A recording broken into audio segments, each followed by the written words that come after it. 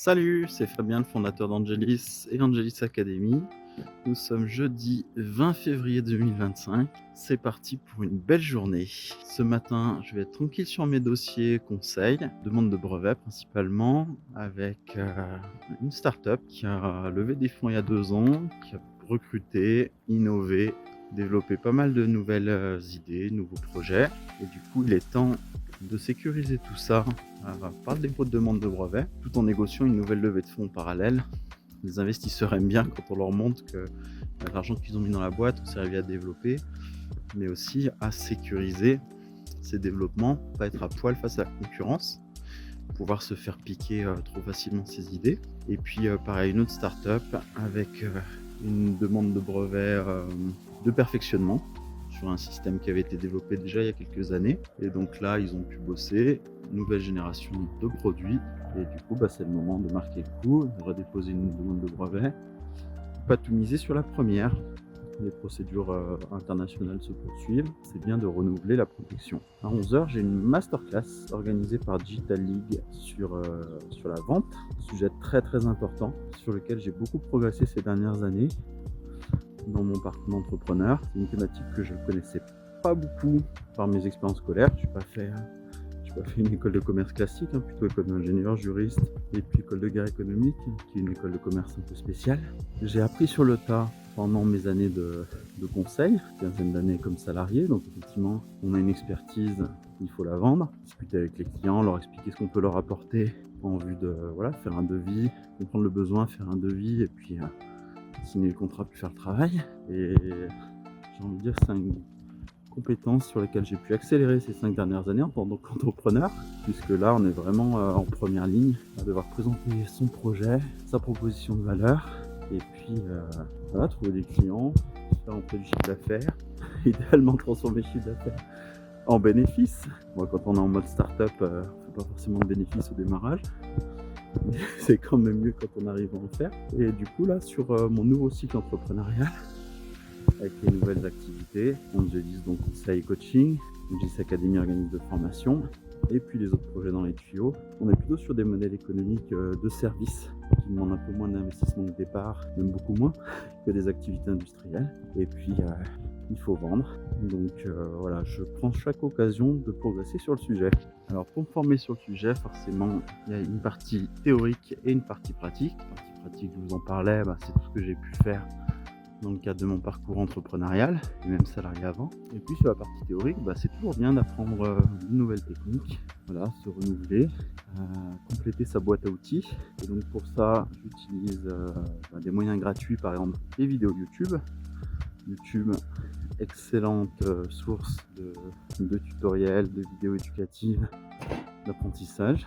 Merci YouTube. Des livres aussi, généralement ça pas très cher, pour 10, 20, 30 euros, vous avez un super bouquin pour explorer un sujet plus en profondeur. Les conférences, masterclass, ateliers, payants ou gratuits, généralement gratuits, mais dans le cadre d'activités associatives, du coup liées à une cotisation annuelle, une adhésion.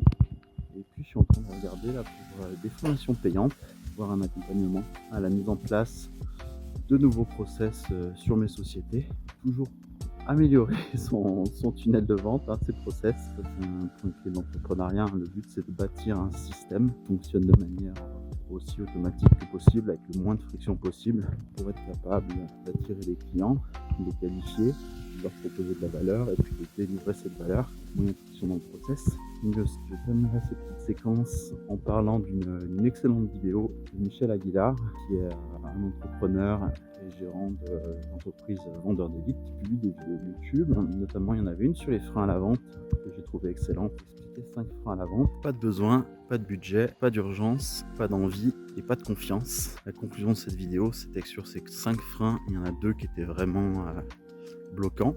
Les 2 derniers, pas d'envie, pas de confiance, puisque les autres sur le besoin, on peut créer le besoin, ou on peut faire de la pédagogie pour faire comprendre à l'interlocuteur, au client cible, que ce besoin est bien présent, même s'il n'en a peut-être pas conscience. Pas de budget, il y a toujours des solutions, avec un étalement des paiements, avec des subventions quand c'est disponible, avec des calculs de ROI où on se rend compte que finalement l'investissement va rapporter plus d'argent, donc le budget on peut le trouver. Pas d'urgence, ça aussi c'est une question de temporalité, de gestion des priorités, mais sur certains produits, services, voilà, le client peut repousser éternellement la chose, il y a des moyens pour aller à l'encontre de cette urgence.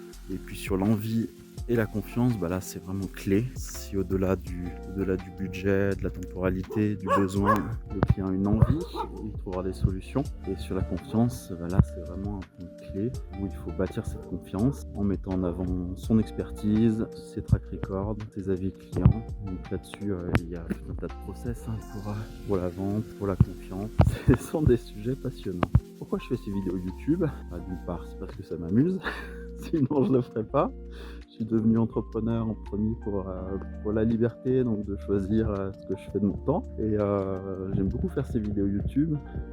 C'est une activité qui est plutôt orale, puisque l'essentiel de mes autres activités sont plutôt écrites, que ce soit mes dossiers de conseil, ou analyser de la documentation technique, juridique, commercial, et puis ensuite préparer des rapports, des synthèses, ou alors rédiger des demandes de brevets, ou des études diverses et variées, brevetabilité, liberté d'exploitation, des due diligence, tout ça est très écrit, même s'il y a une partie orale généralement en amont pour bien comprendre le contexte, et puis en aval aussi pour le rendu au client. Et sinon, dans les activités orales, j'aime bien l'enseignement, le mentorat, donc c'est un équilibre à trouver entre activité écrite et orale, donc ça me fait plaisir par rapport à ça. Le deuxième raison, c'est par rapport justement à ce dont on parlait sur le tunnel de vente, c'est pour gagner en visibilité. Pareil pour les personnes, les professionnels, ils sont bombardés d'informations écrites sur les réseaux sociaux, dans l'actualité, dans leur métier, les emails notamment, et justement les médias oraux ont un avantage, c'est qu'ils communiquent à une autre partie du cerveau, ils ne demandent pas d'effort pour les yeux et pour le cerveau pour les lire, il suffit d'écouter, et du coup ils sont de plus en plus plébiscités, et donc cette chaîne YouTube permet de parler de mes activités, de ce que je fais, de qui je suis, de ce que je peux vous apporter, et du coup c'est un bon moyen de communication. C'est pour activer le canal inbound marketing digital, on en reparlera, qui est très très puissant. Et puis aussi c'est un projet de long terme, cette chaîne YouTube, vraiment avec l'objectif de faire du building public sur mes activités entrepreneuriales, de partager les réussites, les galères, les mauvais et puis les bons côtés de la vie d'entrepreneur, et notamment mes voyages. La première fois que j'ai eu l'idée de faire cette chaîne YouTube, c'était en 2016, lors d'un de mes voyages aux Philippines, d'origine de mon épouse, et je me suis dit waouh, je découvre ce pays magnifique, ça serait sympa d'en faire des vidéos et puis de le partager. À l'époque, j'ai pas eu la motivation et j'ai pas pris le temps de le faire, j'avais plein d'autres sujets dans les tuyaux, mais là début 2023 je me suis dit ok, c'est le moment de lancer cette chaîne YouTube, et puis lorsqu'il y aura des voyages dans les années à venir, de les partager. Les premiers voyages que j'ai pu partager, c'était un voyage au Japon à septembre 2023 dans le cadre du programme Creative Lab. J'ai fait une petite série de vidéos, vous pouvez les retrouver sur la chaîne, et puis printemps 2024 aussi, un mois aux Philippines, donc avec plein d'images sur les lieux,